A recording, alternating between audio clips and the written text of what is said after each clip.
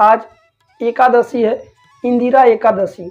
यह एकादशी सदैव आश्विन माह के कृष्ण पक्ष में यह एकादशी पड़ता है, पितृपक्ष। आज पितृपक्ष वर्तमान में चल रहा है। आज पितृपक्ष की एकादशी तिथि है। आज के दिन भगवान श्रीहरि का पूजन पाठ विधिवत करिए। साथ ही साथ शंख में गाय के कच्चे दूध को डाल करके उससे शालिग्राम भगवान जी को, ठाकुर जी को स्नान करवाइए। इससे पितरों को मुक्ति मिलती है। आज के दिन जो लोग इंदिरा एकादशी का व्रत है वह संपूर्ण फल अपने पितरों को समर्पित करके पितरों को मोक्ष प्राप्त करा सकते हैं। वहीं आज के दिन इंदिरा एकादशी का व्रत कथा का विशेष महिमा है।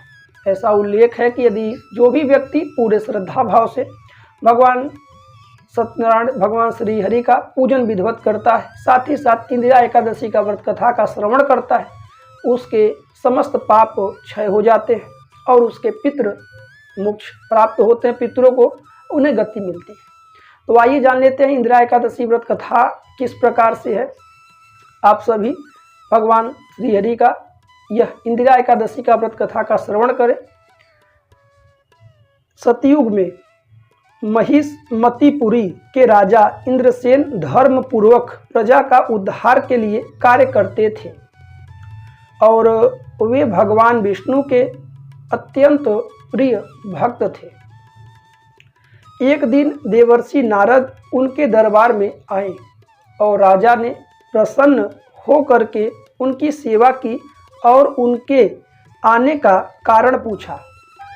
देवर्षि नारद जी ने कहा, बतलाया कि मैं यम से मिलने यमलोक गया था। वहाँ मैंने तुम्हारे पिताजी को विविध दुखों को भोगते हुए देखा और वह यमलोक में बहुत सारी यातनाएं झेल रहे हैं। उन्हें यमलोक से मुक्त करने के लिए मैं एक संदेश लेकर के आया हूँ।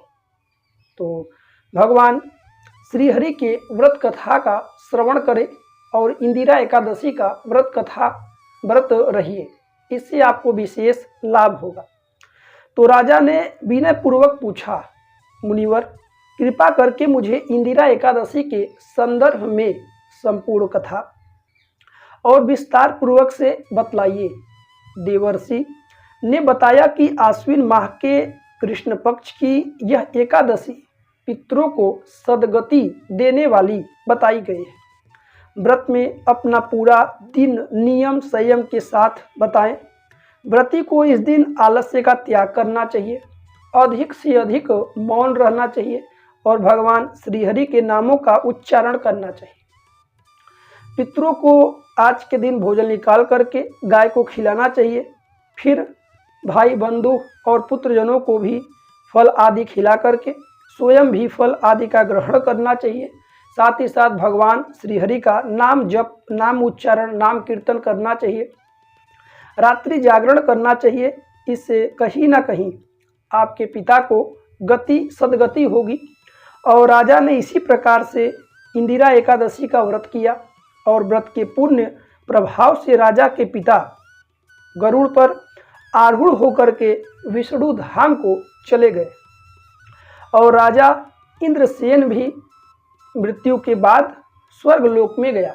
इस प्रकार से यह इंदिरा एकादशी का व्रत कथा को जो भी ध्यानपूर्वक सुनता है उसके समस्त मनोकामनाएं पूर्ण होते हैं और उनके पितरों को सद्गति मिलती है।